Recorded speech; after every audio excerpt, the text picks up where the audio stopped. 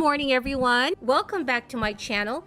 Here's your fourth stimulus check update and daily news report. The push for a fourth round of stimulus payments continues to gain momentum in Congress.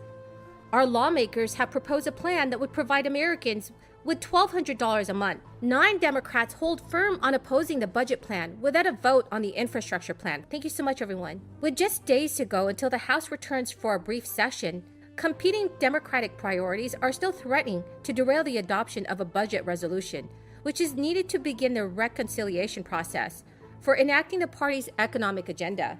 All 9 House Democrats, who told Speaker Nancy Pelosi last week that they will not vote for the budget unless the House sends a Senate-passed bipartisan infrastructure bill to President Biden's desk first, and are holding firm to that position.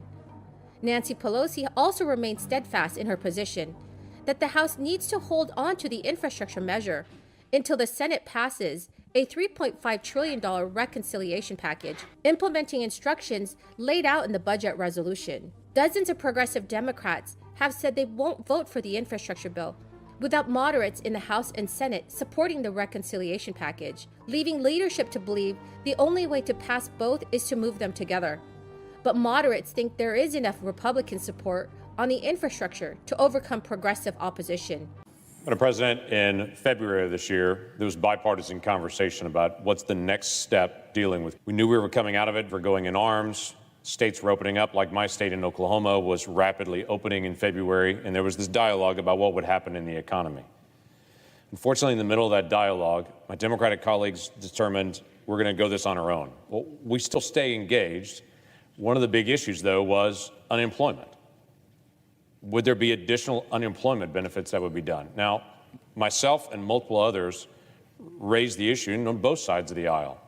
How would this be handled? Now, if it was a year before, literally in March of 2020, there was an extension of unemployment because unemployment was at 15% at that point, and there were no jobs to be had. But in March of this year, when the agreement was finally made and a straight partisan bill was passed, we weren't at 15% unemployment. It was at 6% and driving down to the floor. Now we're below 4%. The challenge that we have is there's additional unemployment benefits that have extended all the way until September. Now, that bill passed a straight partisan bill in March. By the Sunday after Palm Sunday, when I was back in my state, I was already having business owners catching me and saying, what in the world? I can't hire now because I'm competing for wages with someone in the federal government. What does that mean for right now? Now in May, what does that mean for us in Oklahoma? In Oklahoma, there are 37% more jobs available now than there were a year and a half ago before it began, when we were at the best economy in 50 years. Literally, there are more job openings in Oklahoma now than there have ever been in the history of our records. Let me run that past everybody again. There are more openings in Oklahoma right now for jobs than ever in the history of our record keeping for our state. The House is scheduled to return this coming Monday from its August recess for what leaders hope will be a 2-day session to adopt the budget and pass voting rights legislation. But 9 moderate Democrats have repeatedly warned that if leadership does not schedule a vote on the infrastructure bill, they will block the budget. So in public statements reiterating their stances Friday morning, all 9 Democrats argued for the importance of immediately passing the infrastructure bill, citing the measure's ability to create jobs with $550 billion in new spending to repair the nation's crumbling transportation system, and concerns that delay final passage could ultimately doom the legislation. Representative Bordeaux had stated, "We cannot wait. This job is done. It is time for us to take this historic win, pass the bill, and get to work rebuilding and repairing our communities." 3 of the Democrats, Gottheimer, Vela, and Costa, had said in their statements that they plan to support the budget resolution if it follows passage of their infrastructure bill. Gottheimer also stated, "We have the votes to pass the legislation right now, which is why I believe we should first vote immediately on the bipartisan infrastructure package, send it to the president's desk, and then quickly consider the budget resolution, which I plan to support." The others, however, made no commitments. Schrader said in an interview nearly 2 months ago that he planned to oppose a budget and subsequent reconciliation package because Democrats need to ratchet down our spending and not approve trillions more. The ambiguity of the reconciliation process would leave the bipartisan infrastructure package in limbo and lead to possible failure.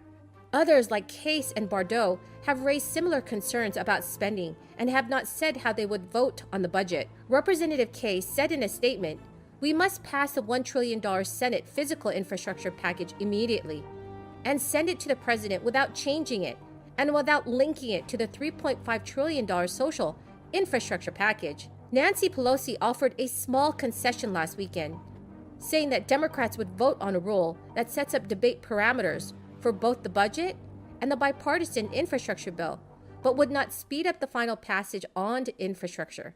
The 9 moderates rejected the overture, saying that while they appreciate the forward procedural movement, their position had not changed. While a petition for monthly stimulus checks continues to gain much traction, that support is not translating to pressure on members of Congress. Members of Congress have been pushing for monthly stimulus checks since last May, and a petition for recurring $2,000 payments, it's nearing its goal of 3 million signatures.